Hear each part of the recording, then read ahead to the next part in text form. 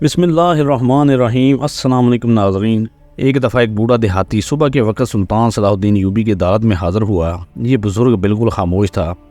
عدالت میں بے شمار لوگ موجود تھے۔ چونکہ سلطان نے اور لوگوں کے مقدمات بھی سننے تھے تو سلطان نے اس بوڑھے دیہاتی سے عدالت میں آنے کی وجہ پوچھی تو یہ بوڑھا دیہاتی اپنی گردن کو ٹانگوں کے ساتھ لگا کر رونے لگا۔ سلطان صلاح الدین ایوبی نے اسے حوصلہ دیا اور کہا کہ تم اپنی بات مکمل کرو، لوگ تجسس میں ہیں کہ تم کیا کہنا چاہتے ہو۔ پھر یہ بزرگ اپنے آنسو صاف کرتے ہوئے کہنے لگا کہ سلطان معظم، جیسا کہ آپ کو معلوم ہے کہ 2 دن پہلے آپ کا شاہی قاضی انتقال کر چکا ہے۔ سلطان معظم، جس قبیلے میں یہ قاضی پہلے تعینات تھا میں اسی قبیلے سے ہوں اور میں اس کے جنازے میں نہ پہنچ سکا، لیکن اس کے پیچھے ایک بہت بڑی وجہ ہے کہ اس قاضی کی وجہ سے میرا دل پتھر کا ہو چکا ہے۔ سلطان نے کہا، کھل کر کہو تم کیا کہنا چاہتے ہو۔ عدالت میں موجود ہر شخص اس دیہاتی بزرگ کی بات بڑے غور سے سن رہا تھا۔ یہ بزرگ بولا، آج سے 5 سال پہلے میں اس کے گھر گیا۔ اس وقت میری بیوی میری بیٹی کو جننے والی تھی۔ میری بیوی انتہا درجے کی تکلیف میں تھی، اتنی تکلیف کہ میں نے اپنی بیوی کو کسی حالت پر کبھی روتے ہوئے نہیں دیکھا، اور یہ میری پہلی اولاد تھی، لیکن میں بہت زیادہ غریب تھا۔ پہلے میں ایک دائی کے پاس گیا، اس نے اپنا دروازہ اس لیے نہیں کھولا کہ میں اسے کچھ دے نہیں سکتا۔ پھر میں نے اپنے قبیلے کے سردار کے پاس گیا اور اسے سارا ماجرا سنایا کہ میری بیوی اس وقت مشکل میں ہے اور میرے پاس اس وقت کوئی رقم نہیں۔ آپ مہربانی فرما کر اپنی کسی کنیز کو میرے ساتھ بھیجیں تاکہ میری بیوی کو بچہ جنتے وقت تکلیف نہ ہو، اور کسی عورت کا اس کے پاس ہونا بہت ضروری ہے۔ وہ سردار مجھے طنزیہ لہجے میں کہنے لگا، میں ان کو تنخواہ اپنے محل میں کام کرنے کی دیتا ہوں، تیری یا تیری بیوی کی نوکری کے لیے نہیں۔ اس سردار نے مجھے دھکے دے کر وہاں سے نکال دیا۔ سلطان معظم، اس وقت مجھے ایسے لگا کہ اس دنیا میں کوئی کسی کا نہیں، اور میرا دل چاہا کہ میں اپنی بیوی کے کام نہیں آ سکتا تو مجھے مر جانا چاہیے۔ اچانک مجھے اس قاضی کا یاد آیا کہ شاید یہ قاضی میری مدد کر دے، تو میں دوڑتا ہوا اس کی دہلیز پر گیا تو میں نے اس قاضی سے، جو کہ اس وقت قبر کے اندر اپنے کیے گئے اعمال کی سزا جزا پا رہا ہوگا، میں نے اس کے سامنے حاضر ہوا تو اس نے اپنے درباریوں سے کہا کہ وہ مجھے دور بٹھا دیں کیونکہ میرے کپڑے پھٹے پرانے تھے۔ تو میں نے دور سے ہی اس قاضی کو کہا کہ میری بیوی اس وقت تکلیف میں ہے، میری مدد کرو۔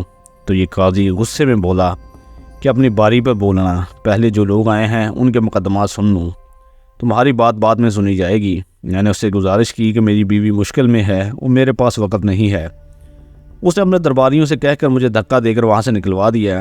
تو میں دوبارہ پھر سے عدالت میں ایک جگہ سائڈ پر بیٹھ گیا کہ چلو یہ پہلے لوگوں کے مقدمے سن لیں، بعد میں میری بات سن لے گا۔ جب یہ قاضی لوگوں کے مقدمات سن کر فارغ ہوا تو مجھ سے کہنے لگا، ہاں بے، تیرا کیا مقدمہ ہے؟ تو میں نے اس سے کہا کہ میری بیوی میری بیٹی کو جننے والی ہے، اب تھوڑی دیر کے لیے اپنی بیوی کو میرے گھر لے آئیے تاکہ میری بیوی آپ کی بیوی کی موجودگی میں وجہ سے حوصلہ رہے اور اسے تکلیف میں کمی ہو۔ تو اس قاضی نے کہا کہ میری بیوی روزے سے ہے، تجھے پتہ ہے نا گرمی کتنی پڑ رہی ہے، وہ تو پہلے ہی نڈال ہے، لہٰذا میں تمہاری کوئی مدد نہیں کر سکتا، تم یہاں سے جا سکتے ہو۔ میں اس کے پیروں میں گر گیا۔ میں نے کہا کہ خدا کے واسطے میری مدد کرو۔ یہ بدبخت قاضی عدالت سے باہر نکلا اور میری آنکھوں کے سامنے ہی ٹھیلے سے کچھ فروٹ خریدے۔ تو اچانک دوبارہ پھر میں اس قاضی کے پاس گیا۔ میں نے کہا کہ مجھے کچھ رقم دے دو تاکہ میں دائی کو دے کر اپنی بیوی کی اس مشکل گھڑی میں کچھ مداوع کر سکوں۔ تو یہ قاضی کہنے لگا، میرے پاس تو صرف یہی رقم تھی جس سے میں نے اپنے اور اپنی بیوی کے روزے کھولنے کے لیے فروٹ خرید لیا، لہٰذا افطاری سب سے ضروری ہے۔ سلطان معظم، اس وقت مجھے اتنا غصہ آیا کہ جسے میں لفظوں میں بیان نہیں کر سکتا، اور میرا دل چاہا کہ میں ابھی اور اسی وقت اس قاضی کا قتل کر دوں۔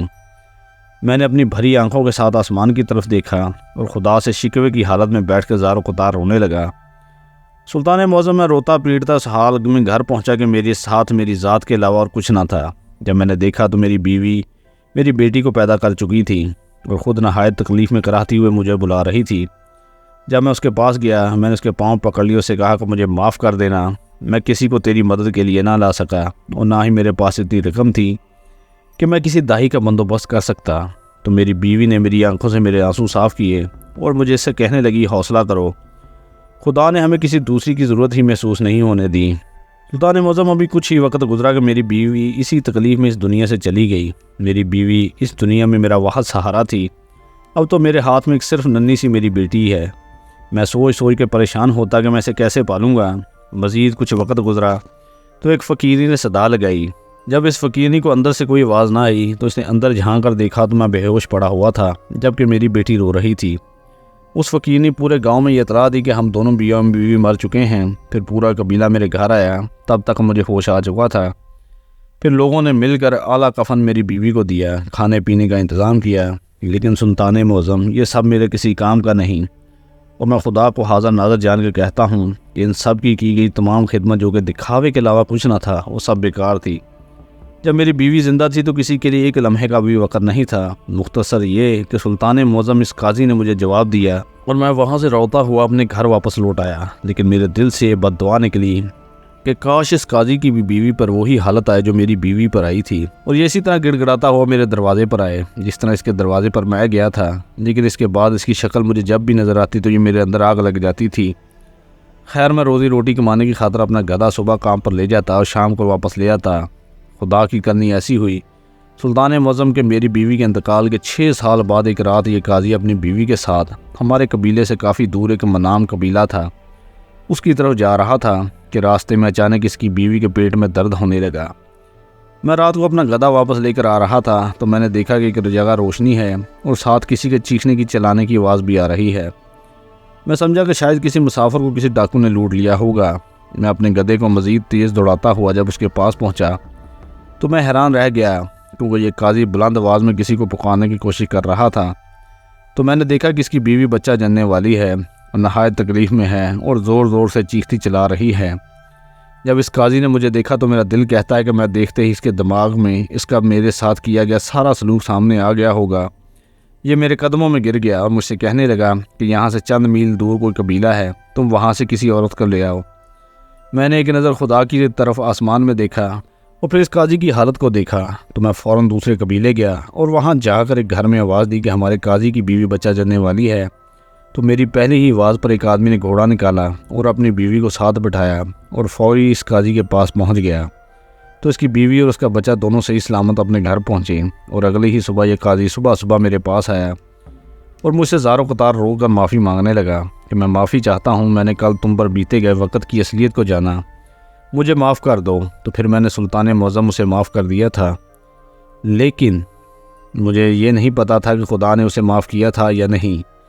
پھر یہ بوڑھا دیہاتی سلطان صلاح الدین ایوبی اور تمام درباریوں سے مخاطب ہو کر کہنے لگا، اس دنیا میں آج جیسا کرو گے اس کا بدلہ تم سے یا تمہاری اولاد سے ضرور لیا جائے گا، اس لیے کبھی تکبر، طاقتور یا اعلیٰ عہدے میں رہتے ہوئے کسی پر زیادتی نہ کریں۔ یہ تکبر، دولت، عہدے سب زائل ہو جائیں گے اور خدا کی لاٹھی بے آواز ہے۔ یہ دیہاتی بزرگ روتے ہوئے کہنے لگا، میری 80 سال عمر ہو چکی ہے اور میں نے اپنی زندگی میں بہت سے ایسے واقعات اور ایسے لوگوں کو دیکھا ہے جو مقافاتی عمل کی چکی میں پستے ہیں، اور یہ میرا پیغام آج اپنی زندگی میں شامل کر لو اور تمہاری اولاد کی زندگی کی آدھی مشکلات کم ہو جائیں گی۔